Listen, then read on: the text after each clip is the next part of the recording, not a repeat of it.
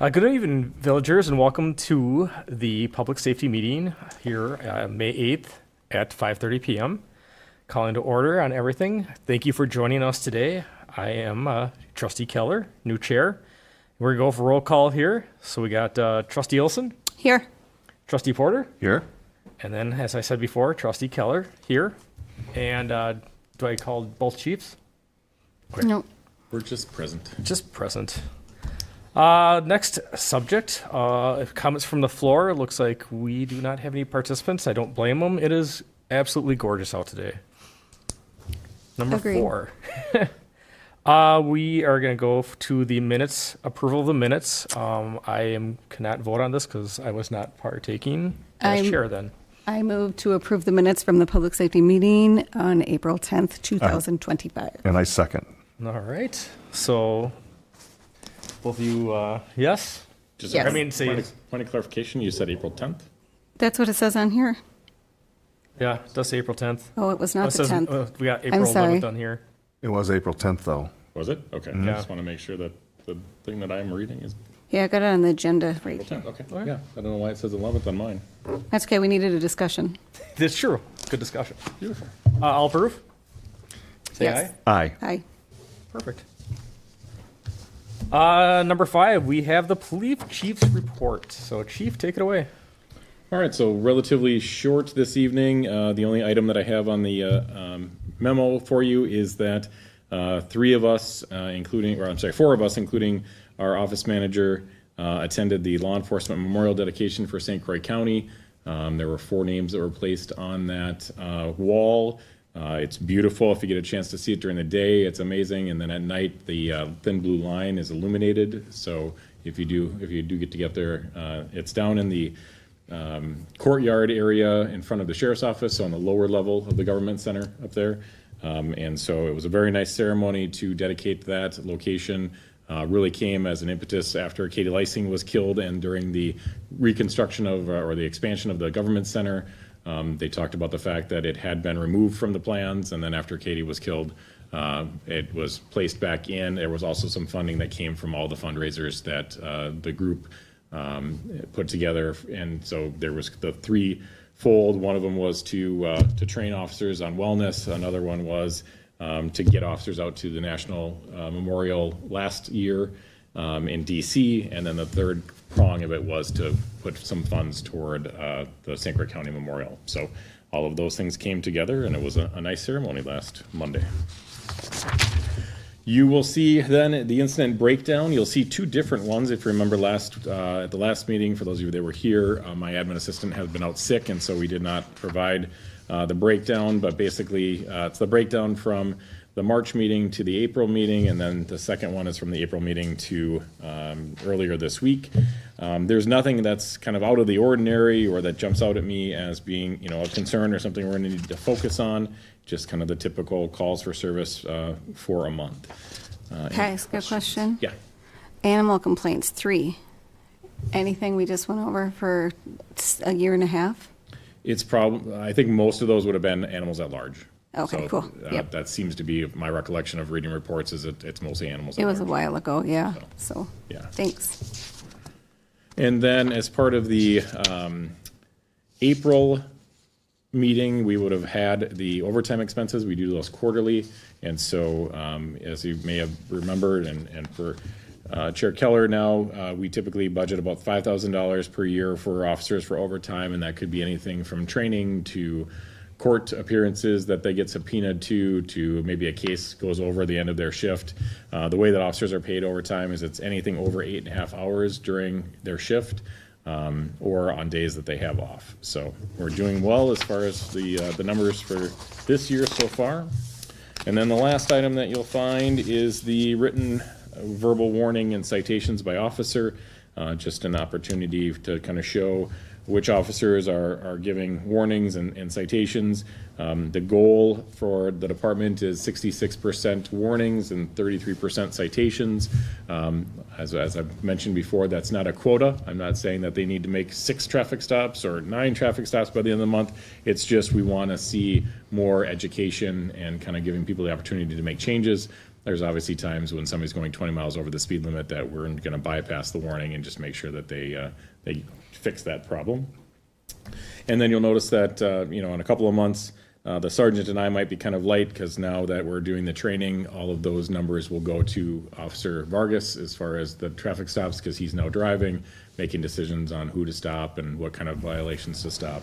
And as you can see, in the month of April, he did a good job of having some pretty decent numbers there and had a couple of good citations. I was with him on a couple that were not quite the 20 miles an hour, but just under that, and he made the right decision to say that's not okay in North Hudson. So. And thus ends the chief's report, unless there are questions. Any questions? I don't have any. Thanks, Chief, as always. You're welcome. And then we got Chief again. All right. I emailed out the monthly fire report for the month for your review. Again, nothing overly exciting in the village for the month of April. It's again been pleasantly uneventful up here, so that's good. Just a few updates from the fire department itself.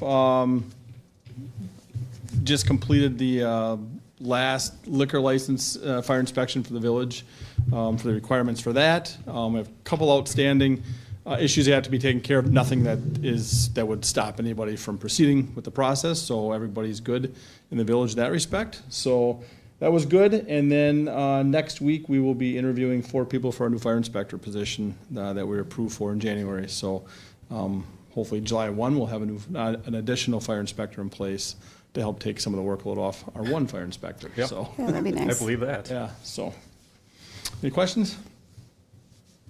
No, it looks like we jinxed ourselves by saying nothing for North Hudson that last I didn't say couple. quiet. I just said Yeah. uneventful. Yeah. You did. I think somebody else said it, but that's okay. It looks like we're still sitting at the usual response time that we usually get. Yeah, that's that. So that response time is for the first fire department unit to get here, not necessarily a fire apparatus. Okay. But that's when the first person from the fire department would arrive. So Okay. Perfect. Anything else? All right. Move to number 7. Police department staffing and coverage discussion only. So really no change. Officer Vargas is still in training. We're anticipating, if everything goes well, hopefully mid-June to have him on his own, which would mean that he'll be on solo patrol. And then we'll be back to full staff and kind of our typical rotation for shifts and those types of things. But until then, when the sergeant has him, we have a little bit limited coverage in some times of the day.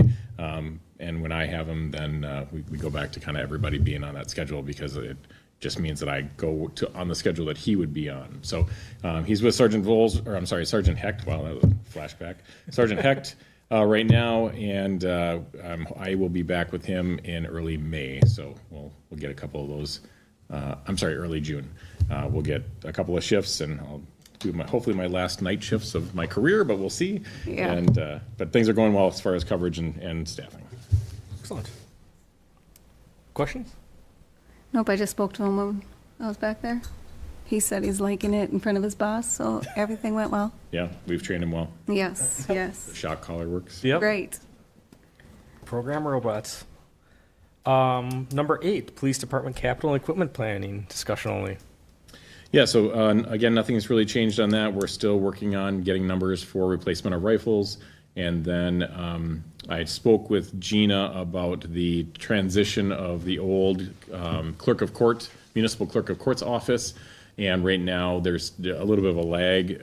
Technically, the court was done as of the end of April, but she's still doing some kind of work on any not open cases, but any fines that hadn't been collected. So she's going to keep the office for a couple more months as they try to work through some of that. And or until they get her situated with a computer that she could work either remotely or from a different location. So eventually, I'd like to turn that into kind of I've heard people call it a soft interview room, but really it'll be kind of when people come in to file a complaint, they'll go into that space instead of into our interview and interrogation room, which is kind of bland and unwelcoming, where this will be able to have forms and spaces, or if we're doing a child interview, we can change our interview room into a child-friendly interview room. And a lot of times then the parents, if the child's a victim, we don't have the parents in the room with us, they want to be close by, and so that'll be a nice space for them to be able to sit and kind of wait for us to be done with those forensic interviews. So I'm hoping to repurpose that room. I had offered it to our admin assistant to move to that space because it's got an exterior window and get some light, but she kind of likes the place that she's in right now. So we'll transition that other space back to that room, or to that kind of room. Okay. So that at this point, I don't have any dollars and cents as far as furnishing that room. The space, the items that are in there now are desks and tables that don't really work for that purpose. So I may be coming to the committee once we get some ideas on how we want to do that for a request for some of those unassigned dollars that Gina was talking about, that where we can do it kind of mid-year where it's not currently budgeted. And so expect that in the future. So that would be something to look forward to. We are coming up on mid-year Yes. That we know. already. It's quick. Absolutely. Crazy to think that. Number 9, any future agenda items that anybody has? I have questions. Did you have Yeah, questions? Chief, as far as the budget planning kind of thing goes, I think we talked about this several months ago, but on the horizon, I mean, how do you feel about the training for the department? Are there any training courses? I mean, this is aside from training Officer Vargas with Right. for No, officer safety, any of the Historically, latest that type we've of had thing. a robust training budget, and we still do. The committee and the board has done a good job of keeping that in place. So, no, we don't have any major training. We're able to send officers, so required by state law, they have to have 24 hours of training every year in order to keep their licensure, and we exceed that. We're able to send them to specialized training if they're interested. Recently we did the ones where we sent the sergeant to instructor training for firearms, and then scenarios. We sent Officer Lau to instructor training for defense and arrest tactics and scenarios. So, and then Officer Scharfbillig went to the DARE instructor course so she could teach DARE in the school. So those would really be outside of kind of your typical, 24 hours of refresher training. So no, we're doing really well as far as the training goes, but I appreciate the ask. And so that's the kind of dealt with the police council or committee. No, that's through you. Okay. Through you and the board that set those amounts. Right now, I think our budget is $10,800 per year for training, of which they just changed it. A little over $200, I believe, per year we get reimbursed by the state per officer as long as they meet the requirements. So it's a pretty decent amount. And then we also have an online option where we can do, and I think only 8 hours of the 24 hours can be online courses. But we do have the option too that we pay for, and actually the village's insurance reimburses us for the subscription cost for that, because they realize that training, the more we train, the less likely they're going to have claims, for injuries or Right. Those types of things. So they help us out with that. Okay. And weren't all the instructor trainings just last year? They were. Yeah, Yep. yeah. It was nice. Exactly. And they're doing a great job of, we've got Officer or Sergeant Hecht has had almost a year as the firearms instructor for the village or for the department. And then right after firearms, we often come back here and do an hour of defense and arrest tactics training, which we probably hadn't had for 10 or 15 years on a consistent basis. And so that's been fantastic. So good changes for the department. That's good. Thank you for the update. Yeah, absolutely.